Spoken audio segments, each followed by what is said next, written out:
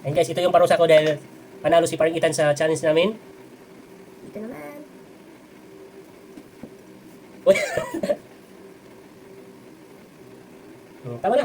Mga kabansots, for today's vlog, magpa-practice kami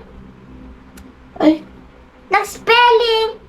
What's up mga kabansot, ngayon po ay magpa-practice kami ng spelling with Paring Ethan.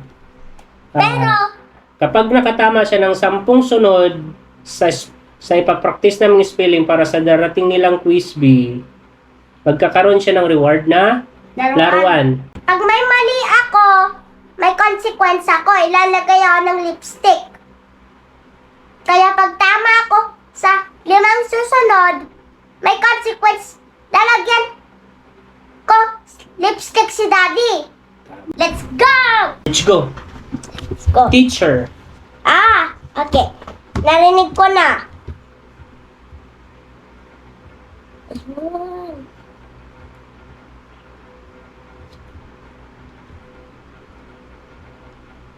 Ako na magbubura.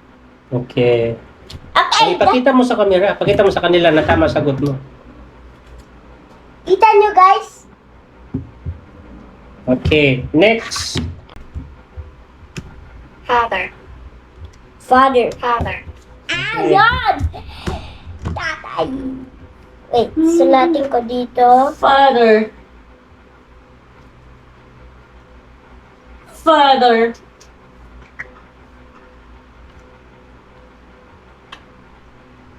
Father. Pakita mo sa kanila. Oy! Ayos mo, pakita mo sa kanila. Father? Dalawa! Dalawa na yung tama! Oh, yes, correct. Next. Dalawa na yung tama! Madalawang tama na ako. Okay. Classroom. Okay, tingnan nga natin. Ano pa sa'yo, Sharon?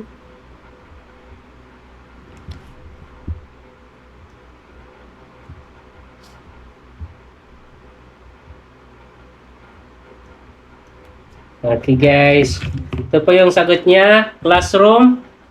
Pangit ng sulat pero tama. Pangit na. 3-0. Yung Okay.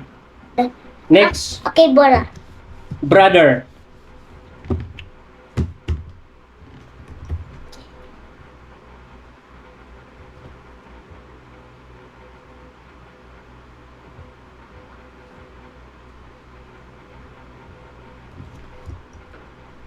Wow, ang galing. Brother. Oh. Tama, pero pangit ng sulat. Oo din. 4-0.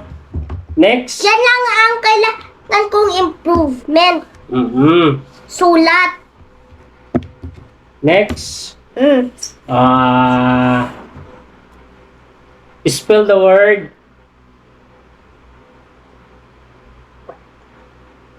sister. Madali lang yan. Sigurado ka? Sigurado ako.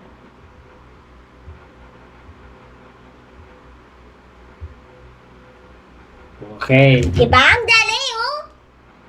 Ang dali. Okay, next. 5 na tama ko. Okay, 5 na. Saan nangyayari? Malapit na ako makukuha yung laro. Okay. Next. Fill the word behave. Behave. Oh, yeah.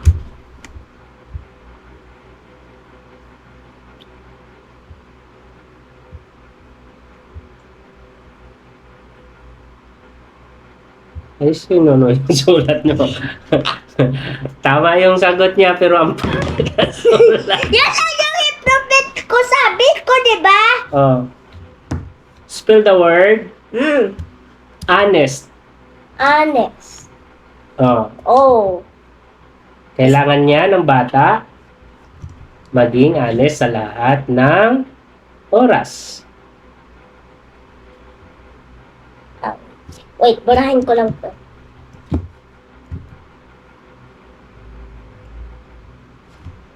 Okay, pakita mo. 7-0.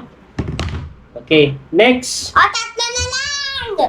Spell the word tomorrow.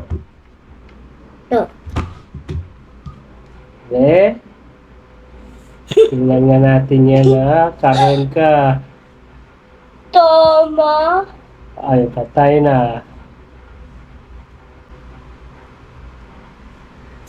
Tomorrow. Tama ba? O ako ang mali? Tig-church nga natin. Ma, di ba tama? Oo, tama siya di. Tama ako. Double R yan. Wow, galing. Tama. Tama siya ng spelling ng tomorrow. Kahit mahirap, basta tama pa. Okay. O, Okay. dalawa. Yesterday. Ha? Yesterday. Yes. Yesterday. Sige nga. Ang next naman nating challenge ay math. Oh, that's my weakness. Oh, Math. that's your weakness talaga.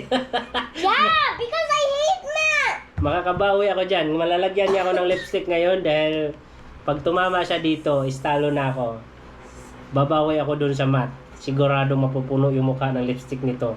Oo, kasi ayaw ko yung math. Okay. Okay. Wow, congratulations! Okay, last na, let's go. Let's go. Last round.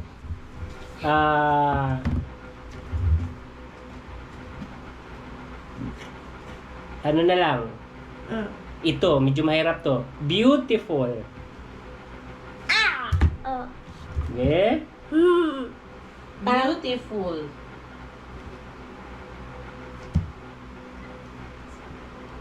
Yan. Grade 1 pa lang to guys. Pinapractice na namin ng spelling.